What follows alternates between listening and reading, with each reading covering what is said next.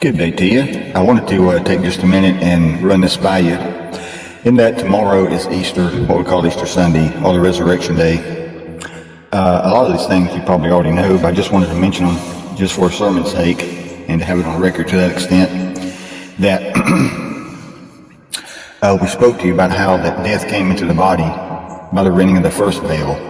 And when it came into the body, the darkness that came over Calvary came into the body of Jesus. That was death entering the body of God. God robing himself in darkness, veiling himself in darkness. So he robed himself in darkness. Life was robed by death. So he robed himself in darkness. And that came about because of the rending of the first veil. Because when you separate the spirit and the body, which is what the rent veil was, the first veil that was rent, he rent the spirit from the body, then you're talking about death. Because when the spirit departs the body dies. That's how death entered your body. God the Spirit departed the body of Jesus. See? So, that dark veil that came over Calvary, which was Satan, which was sin, which was death. I'm not going to go into a lot of the other revelational things concerning all this, because we've mentioned all this before in the previous sermon. You can go back and listen to the sermon on the first veil and many others on our blog page.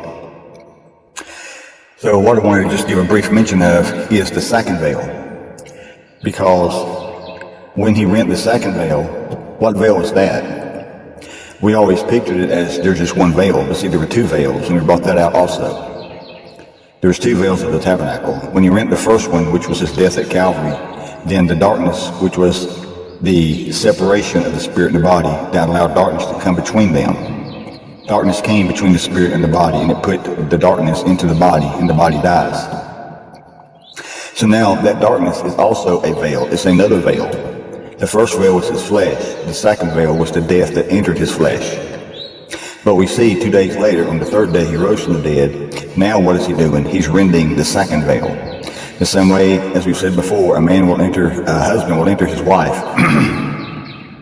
And when he does, he enters her and he rends the first veil, okay? And we brought all this out too, so we're not going to stay on it.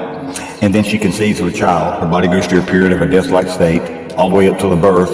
But then when the birth takes place, you see the veil is rent again. It's like a second veil. It's the same veil to that extent, but it's the second veil to the extent that the child is birthed out of that veil. So now there's an unveiling of the child. So when he rent the second veil, then that was the end of death. That was the end of the darkness that came into the body of Jesus. And he ended that death. He ended death in the body. He ended the death of the soul. And so I wanted just to mention that to you as a brief thing to let you know that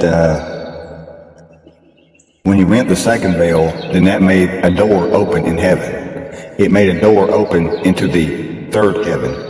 It made a door open into the Holy of Holies, which is the third heaven, because the second veil hung between the holy place and the Holy of Holies. So when that veil was rent, that's the birth of the child. So anyway, I just want to pass those few things over to you. I've already been saying a lot, typing a lot, and speaking a lot, and I didn't want to just wear people out by, continually long sermons. But being that tomorrow is the resurrection that we celebrate, the resurrection of Jesus. It was a spiritual birth. In the same way he had a physical birth from Mary, his mother, then when he rent the veil at Calvary and rose from the dead. Not the veil when he died, but the veil when he rose from the dead. He rent a second veil, which was the veil of death. Then that was the same. He was given,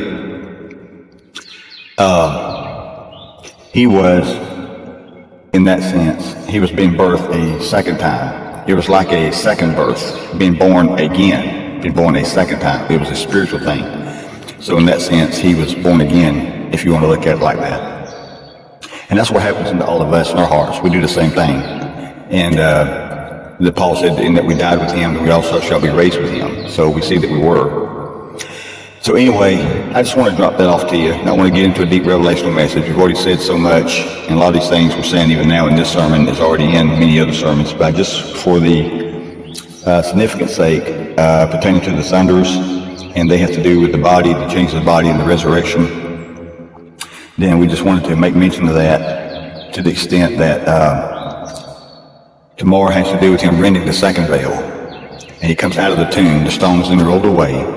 The heart of stone is rolled away. He said, I'll give you a heart of flesh and take out the heart of stone. And the heart of flesh means he'll take away the death that's in that body. That stone has to do with the dust that you're made from, to that extent, as we say, dust we are, dust we return. And we brought out things about that, but then all of a sudden the word becomes flesh now. You're no longer a heart of stone, you're now a heart of flesh. You're no longer the law of sin and death, you are the law of spirit and life. You're no longer under the shadow and wrath of the law, you are the light and the righteousness of the law. And you've been translated into heaven, which is the third heaven, which is the Holy of Holies. And that took place when the second veil was rent. When the second veil was rent, that's the heavens rolling back like a scroll. That's the Christ being revealed from heaven. That's his righteousness being revealed from heaven. And he reveals himself because he is a quickening spirit, and he reveals himself as a spiritual revelational light of understanding to the elect. And then we see him with the eye of our understanding, that as he is, and so are we. When we see him, we know we shall be like him, because we shall be as he is. Because as we think in our heart, so we are. And when we think in our heart, in the sense that when he reveals his revelational mind to us, then we believe and take on that same revelational mind. Therefore, as he is a revelational light of understanding, he is the revelation of Jesus Christ, and we become it also, because he's revealing it to us. That's what it means when it says we would come back with him. That when he comes back, we come back with him. Because when he comes back, we become like he is. So as we say, as he became a spiritual revelation, we become the same. So anyway, we spoke about all this in the past. I just want to drop down a few things just to say that the second veil is now rent in twain. Death is over. People don't have to die no more. They haven't had to die since Jesus resurrected from the dead. He defeated death.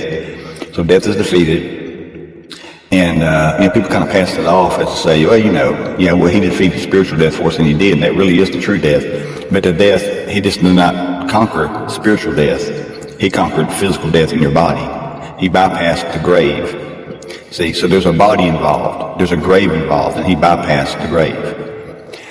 So, because he did that, we don't have to die, as we say. So, we don't have to die anymore. Death is conquered. The same faith that heals your body, the same faith that brings you a good job, the same faith that believes, for the daily things of life, so to speak. You might have cancer, you believe God, you get healed.